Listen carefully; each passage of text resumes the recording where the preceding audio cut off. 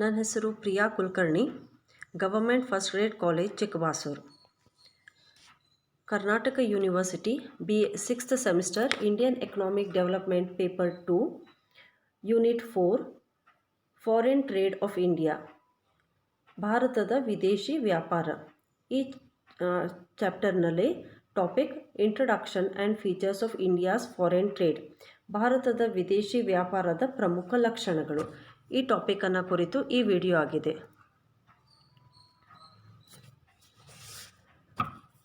Foreign trade plays a very important role in the economic development of a country. It contributes largely to the growth of national income. It is through the imports that a country would be able to obtain plant and machinery and other capital equipment, raw materials, technical know-how which are required for rapid economic development. India, as a developing country, needs foreign trade undoubtedly for its economic development.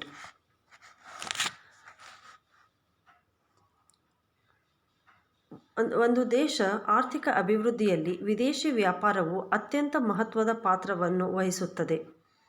ವಿದೇಶಿ ವ್ಯಾಪಾರವು ಬೆಳೆದಂತೆ ರಾಷ್ಟ್ರೀಯ ವರಮಾನ ಹೆಚ್ಚಾಗುತ್ತದೆ. ರಾಷ್ಟ್ರೀಯ ವರಮಾನದಲ್ಲಿ ಹೆಚ್ಚಾದಂತೆ ಜನರ ಜೀವನ ಮಟ್ಟವೂ ಸುಧಾರಿಸುತ್ತದೆ. ದೇಶದ ಆರ್ಥಿಕ ಅಭಿವೃದ್ಧಿಗೆ ಬೇಕಾಗುವ ಯಂತ್ರಗಳು, ಯಂತ್ರೋಪಕರಣಗಳು, ಅವಶ್ಯಕ ಕಚ್ಚಾ ಸಾಮಗ್ರಿಗಳು, ತಾಂತ್ರಿಕ ಜ್ಞಾನ ಇವೇ ಮೊದಲಾದವುಗಳನ್ನು ಪರರಾಷ್ಟ್ರಗಳಿಂದ ಆಮದು ಆರ್ಥಿಕ ಅಭಿವೃದ್ಧಿಯನ್ನು ಸಾಧಿಸಬಹುದು. Meaning of foreign trade. Foreign trade refers to trade between two or more countries. In other words, foreign trade is exchange of goods, services, capital across international borders or territories. Foreign trade involves both import trade and export trade. Import trade refers to goods and services purchased into one nation from other nation, and export trade refers to goods and services sold by one nation to the other nations. ವಿದೇಶಿ ವ್ಯಾಪಾರದ ಅರ್ಥ. ಪರರಾಷ್ಟ್ರಗಳೊಡನೆ ಮಾಡುವಂಥ ವ್ಯಾಪಾರಕ್ಕೆ ವಿದೇಶಿ ವ್ಯಾಪಾರ ಎಂದು ಕರೆಯುತ್ತಾರೆ. ವಿದೇಶಿ ವ್ಯಾಪಾರವು ಎರಡು ವಿಧವಾಗಿ ನಡೆಯುತ್ತದೆ. ಒಂದು ರಫ್ತಿನ ವ್ಯಾಪಾರ, ಮತ್ತೊಂದು ಆಮದಿನ ವ್ಯಾಪಾರ. ಒಂದು ದೇಶ ತನ್ನ ಸರಕು ಸೇವೆಗಳ ಪರರಾಷ್ಟ್ರಗಳಿಗೆ ಮಾರಾಟ ಮಾಡುವುದಕ್ಕೆ ರಫ್ತಿನ ವ್ಯಾಪಾರ ಎಂದು ಕರೆಯುತ್ತಾರೆ. ಪರರಾಷ್ಟ್ರಗಳಿಂದ ಸರಕು ಸೇವೆಗಳನ್ನು ಖರೀದಿಸುವುದನ್ನು ಆಮದಿನ ವ್ಯಾಪಾರ ಎಂದು ಕರೆಯುತ್ತಾರೆ. Features of India's foreign trade, ಭಾರತದ ವಿದೇಶಿ ವ್ಯಾಪಾರದ ಪ್ರಮುಖ ಲಕ್ಷಣಗಳು. Increase in value and volume of trade. The value and volume of imports and exports have increased many-fold. In 1950-51, the total value of trade was 1,214 crores. In 2002-3-4, it increased to 6,52,475 crores. And in 2018-19, imports and exports grew rapidly and the total trade was 59,02,036 crores. ವಿದೇಶಿ ವ್ಯಾಪಾರದ ಮೌಲ್ಯದಲ್ಲಿ ಹೆಚ್ಚಳ. 1950-51ರಲ್ಲಿ ವಿದೇಶಿ ವ್ಯಾಪಾರದ ಒಟ್ಟು ಮೌಲ್ಯ 1,214 ಕೋಟಿಯಾಗಿದ್ದರೆ 2003-4ರಲ್ಲಿ ಇದು 6,52,475 ಕೋಟಿಯಾಗಿತ್ತು.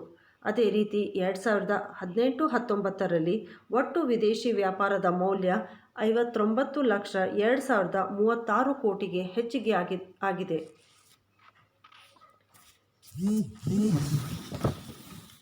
Change in composition of exports, ರಫ್ತುಗಳ ರಚನೆಯಲ್ಲಿ ಬದಲಾವಣೆ.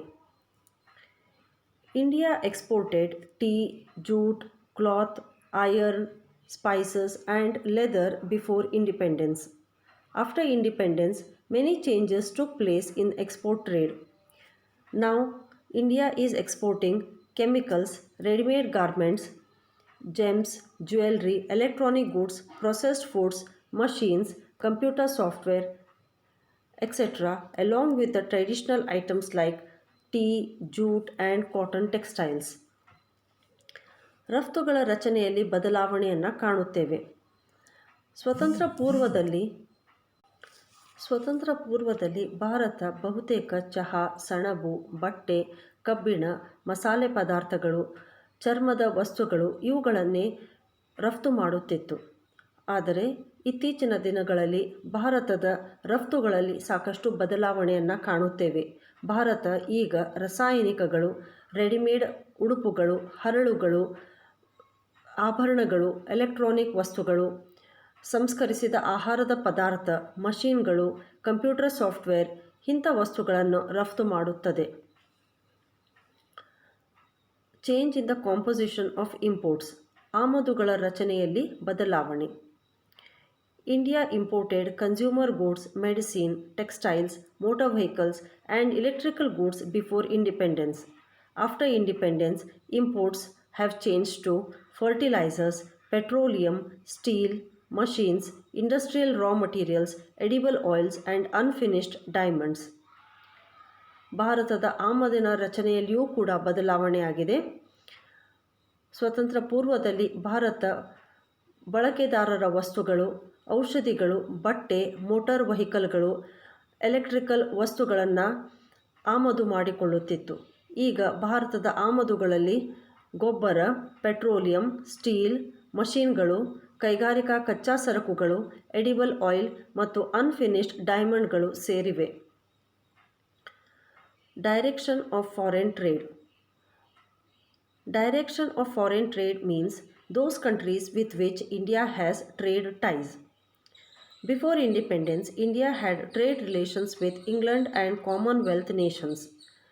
Now, India has trade relations with USA, China, United Arab Emirates, Saudi Arabia, Iraq, Japan, European Union, OPEC countries. ವಿದೇಶಿ ವ್ಯಾಪಾರದ ದಿಕ್ಕಿನಲ್ಲಿ ಬದಲಾವಣೆ. ವ್ಯಾಪಾರದ ದಿಕ್ಕು ಎಂದರೆ ಭಾರತ ಯಾವ ದೇಶಗಳ ಜೊತೆ ವ್ಯಾಪಾರ ಸಂಬಂಧವನ್ನು ಹೊಂದಿದೆ ಎಂದು ಅರ್ಥ ಆಗ್ತದೆ.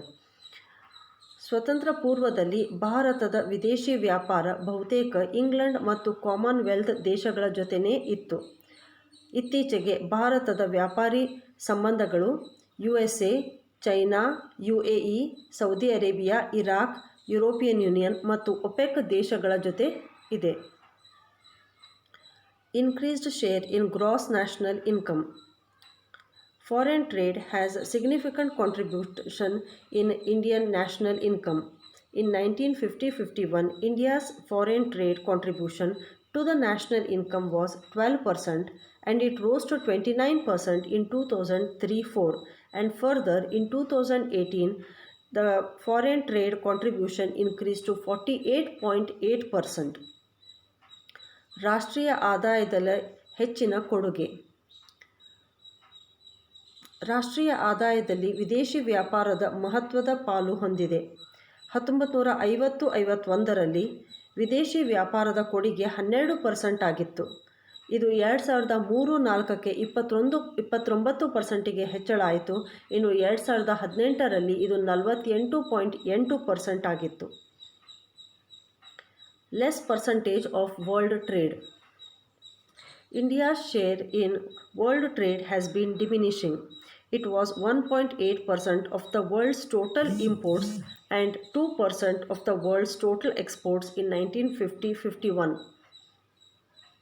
In 2003-4, India's share in total world's imports came down to 1% and its total world exports came down to 0.8%.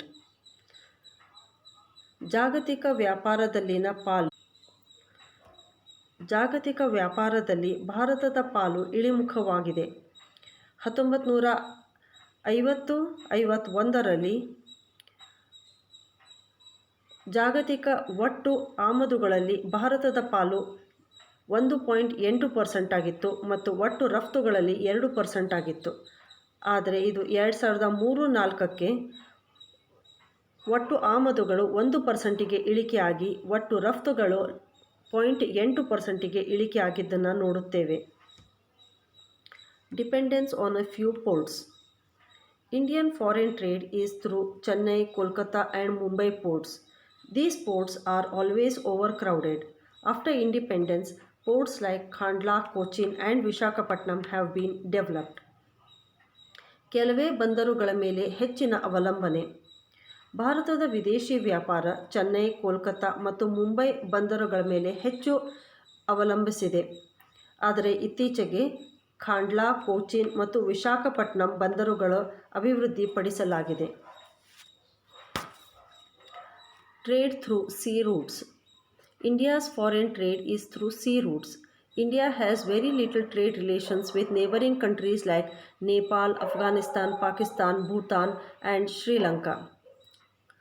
Dependent trade. Before independence, Indian foreign trade was dependent on foreign shipping, insurance and banking. ಅವಲಂಬಿತ ವ್ಯಾಪಾರ. ಸ್ವತಂತ್ರ ಪೂರ್ವದಲ್ಲಿ ಭಾರತದ ವಿದೇಶಿ ವ್ಯಾಪಾರ ಬಹುತೇಕ ವಿದೇಶಿ ಹಡಗುಗಳನ್ನು, ವಿದೇಶಿ ವಿನಿಮಯ ಕಂಪನಿಗಳು ಮತ್ತು ವಿದೇಶಿ ಬ್ಯಾಂಕುಗಳನ್ನೇ ಅವಲಂಬಿಸಿತ್ತು.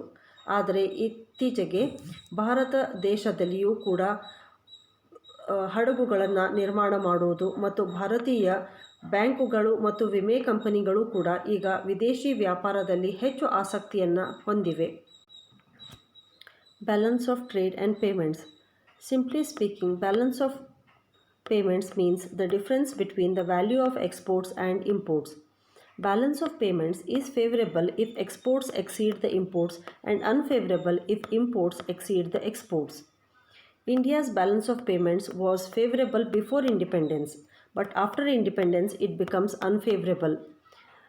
It was rupees 65,741 crores adverse in 2003-04 and in 2017-18 it stood at $42.72 billion.